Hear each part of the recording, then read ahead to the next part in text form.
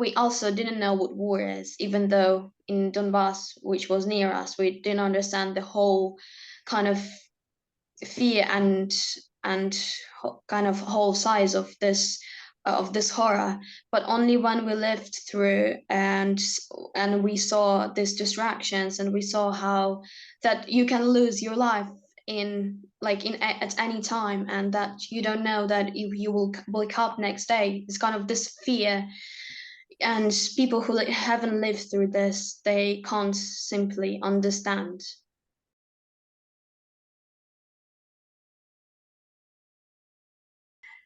Congratulations on the book. It is a powerful and memorable account of the earliest days of war, and also your own flight and survival, the consequences emotionally and practically for you. But the book opens with a beautiful illustration of your hometown. I wondered if you could tell us some of your favorite and most missed places.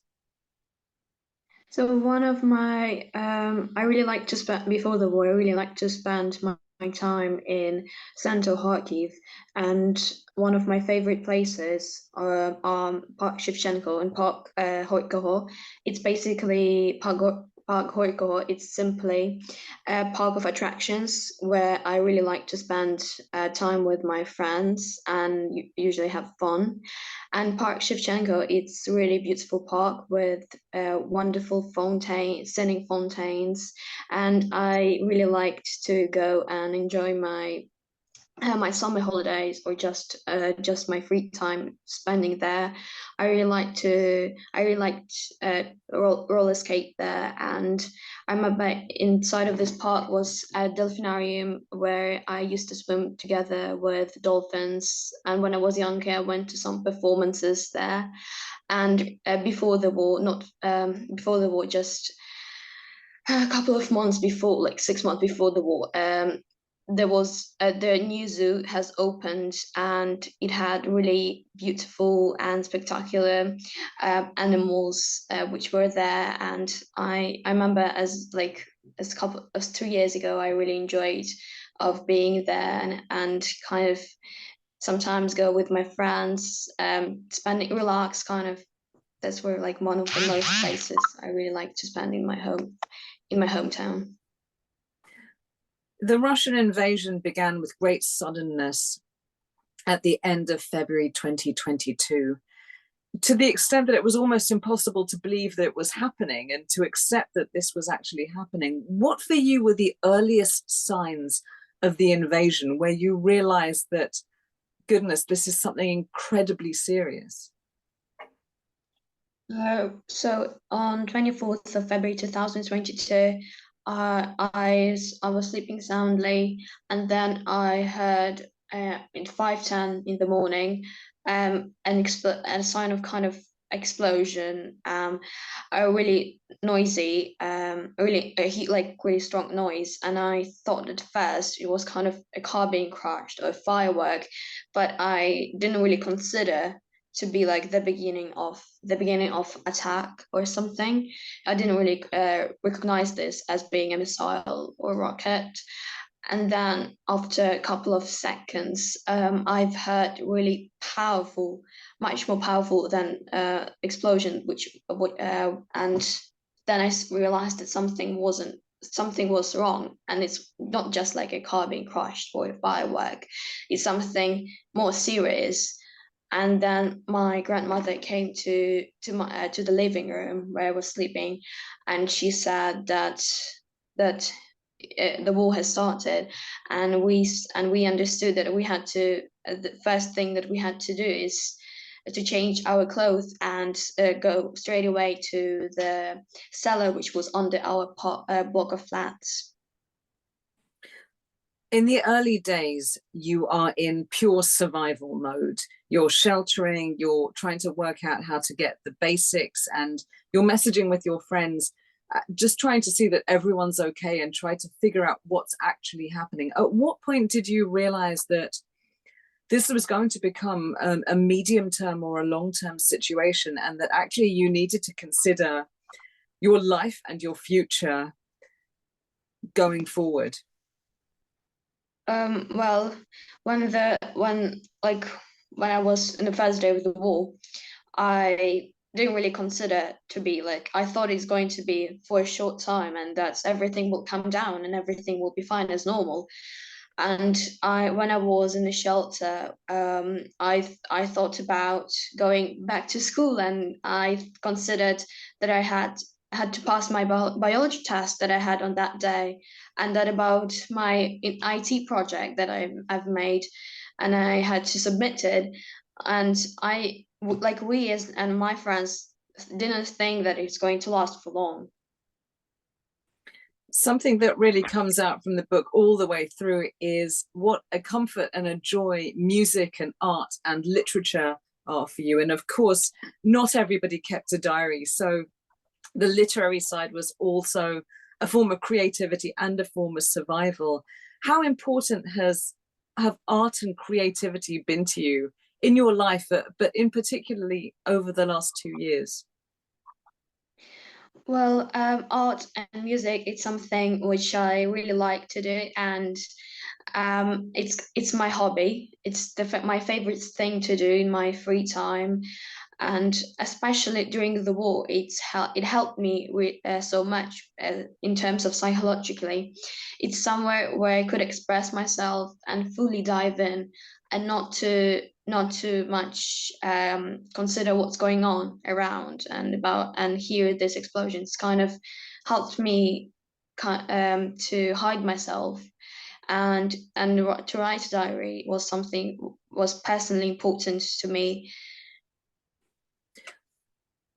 Many people keep a diary, but you kept one and you published it as well. What was the thinking behind the idea of turning this very private process into something that you're showing the rest of the world? Well, I haven't kept diary before, and when the war has started, I just got this sudden idea to keep a diary, and I remember pursuing my grandmother to go to our apartment and collect our stuff, and then when I came back and other children were playing, I couldn't play personally because for me it was really hard to hard to play. And I was writing at this stage. It was the place where I could hide myself, and I could kind of have a small conversation with myself, and even kind of not to express or show by my feelings, but to write them and express them and pure them on the paper. The most frightening scenes in that early section of your diary are when you're sheltering in these very enclosed, often underground spaces, cellars, basements. There's no air, there's no light, and there's very little information. So you don't know if this is an hour or one night or a week. Could you describe the feelings and the atmosphere of those moments? When we got down the first day of the war to our cellar, there were many other people who were there, and many adults and our neighbors. They tried to kind of stay calm in order kind of settle down the situation, and in order to prevent any panic to spread amongst children. And they try kind of to to show their kind of calmness. And honestly, for me, of course, I was afraid, and I even got my first panic attack, and I was really afraid for my life and for my a life of my loved ones. And I remember even some parents brought games and tables for children to play, but I couldn't. Instead of I kept a diary. And then I remember on the first day we went out from the cellar in order to get a Wi-Fi, and I remember I turned on the news, and many people started to gather around me in order to get some sort of sense what's going on around us. And suddenly we heard a sudden explosion really close to us, and we were start to run away.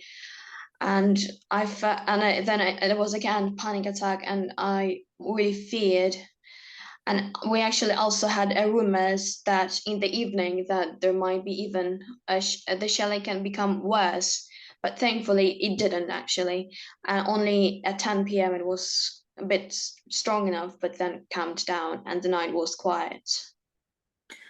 Something that your diary makes very clear is that war isn't just about shelling and tanks and missiles, it's also an information war.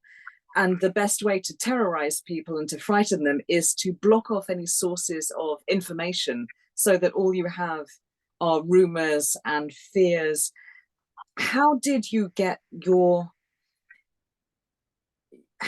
inform yourselves as the war continued so that you could judge what to do next?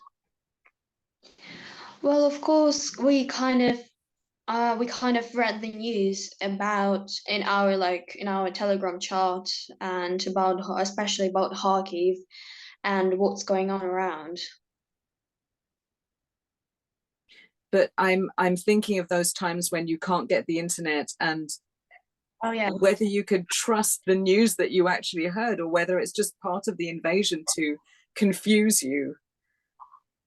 Well, of course, there were times when we didn't have internet, but this kind of as a child, maybe some people, well, as a child, I can't really answer that question. I just heard as conversation from my from adults and what they were discussing. I love the character of your grandmother in the diary. She brings real humanity and also a sense of homeliness and comfort. Was she a support to you in this time? She tries very hard all the time to maintain a sense of normality and normal family life, even while all of these things are happening. Well, the first thing which I would like to admit is that already when I was with her during the war, I knew that if I'm with her, I will be definitely safe. And she always, like when I had like kind of panic attacks, and I felt really panicky, she always supported me and tried to calm me down, and in order not to die from or the heart attack. And I remember the day when we left our Selen to go to safer part of Kharkiv, where our friend Ina lived, and we called the taxi, and thankfully taxi miraculously came to our apartment, to our block of flats, and I asked my grandmother, like, what's about our clothes? We don't have, like, should we go and collect our stuff? And she said, no, like, we don't think about that. We'll come back someday and collect it, but not now. It's our chance, and we should go now. And after we came, like, to Ina's house, we heard that like really tremendous explosions were going on north on the area where we lived, North Saltivka. And I was really shocked about that. So she was kind of supporting me throughout my journey, but I always knew that if I'm with her, I'll be safe. The title of your book, your diary, is You Don't Know What War Is. What don't people understand about a situation like this unless they've lived through it? Well, they basically don't understand what sport it is. Like, some people watch like war and fightings in the films, but kind of in the films it's kind of a bit like obvious, you still can't really understand what is it. And like we also didn't know what war is, even though in Donbass, which was near us, we didn't understand the whole kind of fear and kind of whole size of this horror. But only when we lived through, and we saw these distractions, and we saw how that you can lose your life at any time, and that you don't know that if you will wake up next day. It's kind of this fear, and people who haven't lived through this, they can't simply understand. but I really wish, like, for rich people and people from whole the world, not to not to know what war is. You were incredibly brave in fleeing and having to make the decision to leave behind everything you knew and were familiar with, including your friends whose group chats you include, and they're full of life and personality and humor, and you and your friends tease each other even when things are very, very serious. You still behave like young people, and a group of friends who love each other dearly. How did it feel to make the decision to leave behind all of that in order to fight to survive? Well, of course, it was kind of the moment where I was in a car with volunteers and living to Dnipro. For me, it was like at the same time, it was really hard to understand that leave my home, leave my friends with whom I had fun and spent whole my life, and all familiar places. It was really hard for me, understand, but at the same time, I realized that I have to rescue my life. You say something in the diary which really stuck with me. I'll read it out. Attacking my home is the same as attacking a piece of me. Given the scale of the destruction, especially to some of the most beloved places in your life at this point, did you feel that your childhood was being erased, that you're not just leaving, but you're leaving, and that these invaders are ruining what you're leaving? Of course, I felt that that my childhood is kind of stolen, and I think that when the war comes, it like many people suffer, and the worst thing it's of course when people live through the war, and especially children. The were especially it's kind of more for children is the worst, and I feel of course like that, and my classmates who live there, they kind of concerned with that they won't wake up next time, or they concerned with question, will they wake up next time and will they live, and that's really hard to for them, and especially for me. I remember as a journalist following the very earliest days of the news of the invasion and the sense of shock and horror and outrage in the international community.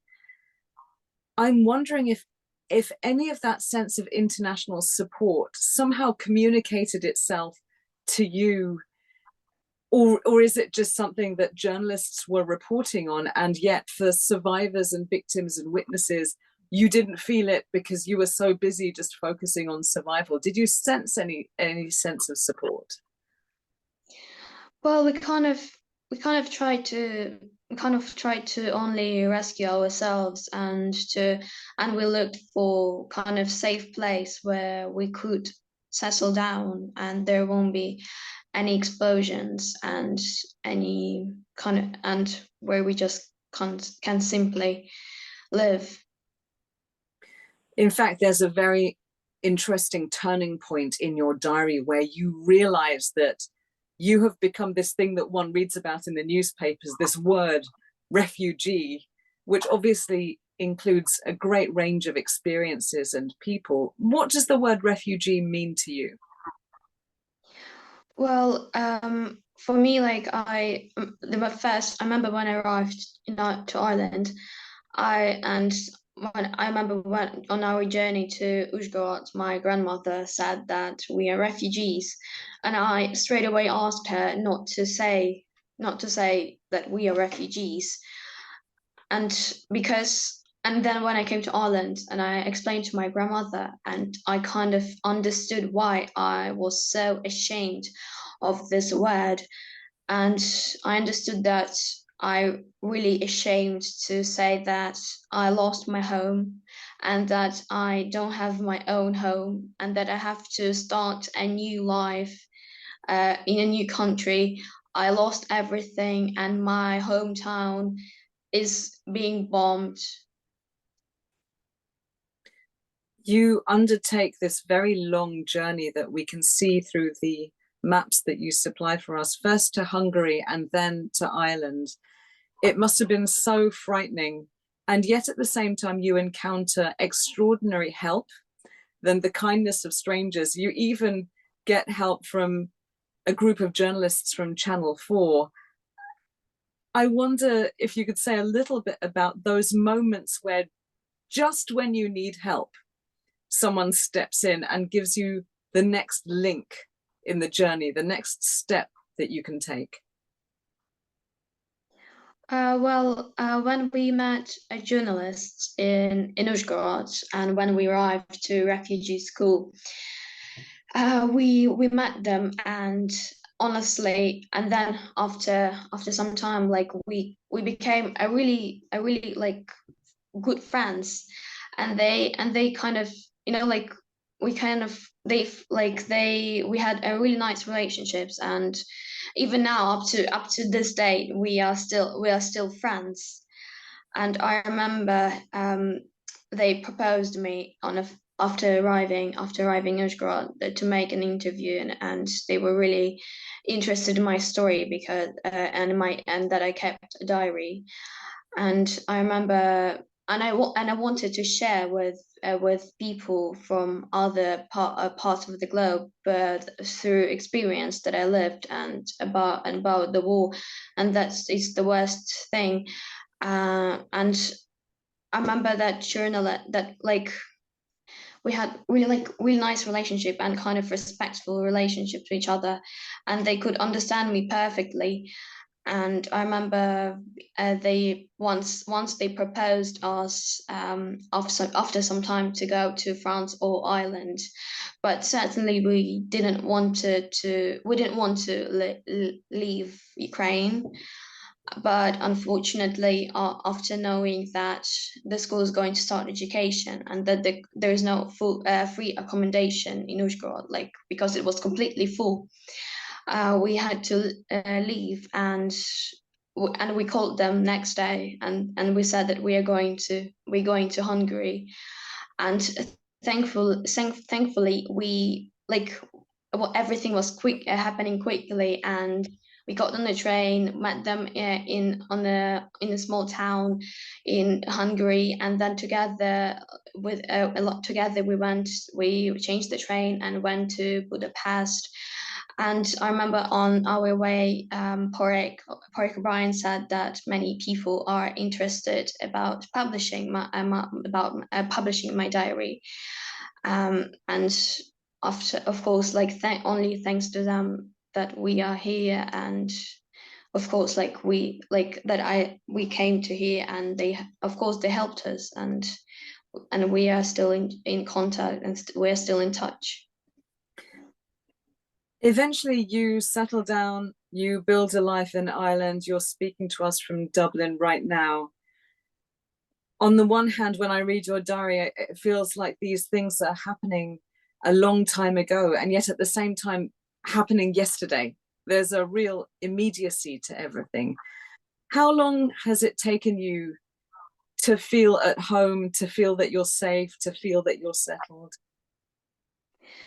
Well, of course, when I arrived, many lovely people surrounded me, and I've started like to school here, and one of the best schools in Ireland. And thankfully, girls, my classmates, welcomed me really warmly, and I felt that everyone treats me as like the same, like, and really lovely. And I kind of felt the warmth in my school, and from people who are like from many Irish people. And kind of course, like it took me kind of a year to settle down in school, because, you know, like kind of some issues with education and kind of understanding of kind of some sorts of subjects. It took me a bit longer than like it took me a bit longer and to understand and get inside of like kind of how to speak and to write in English. It's kind of was a bit kind of hard, you know. It's so impressive what you've achieved, and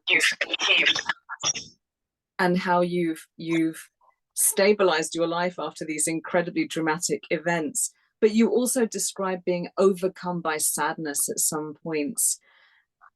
What has the process been for you of putting what's happened into a kind of perspective, of understanding the complete account of events that you've lived through?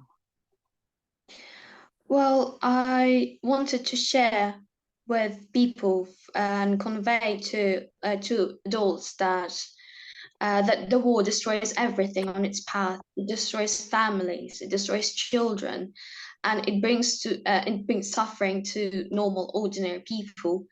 And I also wanted to convey the idea that we are children and we are the future generation, and we have a right to live under a peaceful sky, in a peace, and that also a strong faith in God what works wonders, and that if we will stay together, that's the beginning of love. And if we will love one another, then there will be peace. The invasion and the war are still going on, and they are in the newspaper headlines all over the world nearly every day. How do you feel following the news now? Well, I still feel kind of sadness, and I really afraid for my friends who are still in Kharkiv, and especially when sometimes we read headlines that our city or town, some towns in Kharkiv Oblast has been bombed. We are so worried for our friends, and we called to our friends in order to check are they okay. And thankfully they like kind of they all alive. And but it's honestly it's kind of it's sad to see how that are my favorite places in Kharkiv and get bombed and destroyed every day. Without books like yours, we wouldn't understand the day-to-day effect of invasion and war. So thank you so very much for putting your experiences into words. I have two closing questions, really. One is about the importance of testimony and bearing witness, and the other is really looking forward. Are you still keeping a diary? Is there going to be the next chapter? Well, of course, I continue to write a diary about my life here, and about the places I travel and people that I've met, and also I interlink with the stories of my friends who are still in Kharkiv and who lived through the war. And I hopefully like it's soon, like or later, it's hopefully it's of course it's going to be maybe published. And I think it still has really a great importance to me, keep a diary. Looking forward now, just to close out our conversation, what does surviving and thriving mean to you? What does it look like for you? Well, for me, like now, I live in Ireland in a peaceful country, and I go to school, and I know like what's going to be with me in a couple of days. And I have plans, and as normal like Irish children, Irish people. But at the same time, my friends who still live in Kharkiv, they don't know what's going to be tomorrow, in a minute or in a second. So they kind of live in unknown state. And I know like many of my friends, classmates, they live under they live in a war. And I remember asking them, and they said that they live in a state of war and they can't do anything with it. And honestly, I think that their fate is in the hands of their parents, because maybe they maybe desire to leave Ukraine or to leave Kharkiv into a safer place, but they simply can't because their parents are in charge. We will close our conversation, but I wanted to ask you if there's anything that you'd like to say to readers, to followers, to potential readers moving forward. Well, I would like to say, especially to children, that I think they should enjoy their childhood and living under a peaceful sky, and of course, I wish them to follow their dreams and always have faith in God, and never know what war is like. Thank you very much indeed. That was absolutely lovely. Thanks so much for your time. Thank you.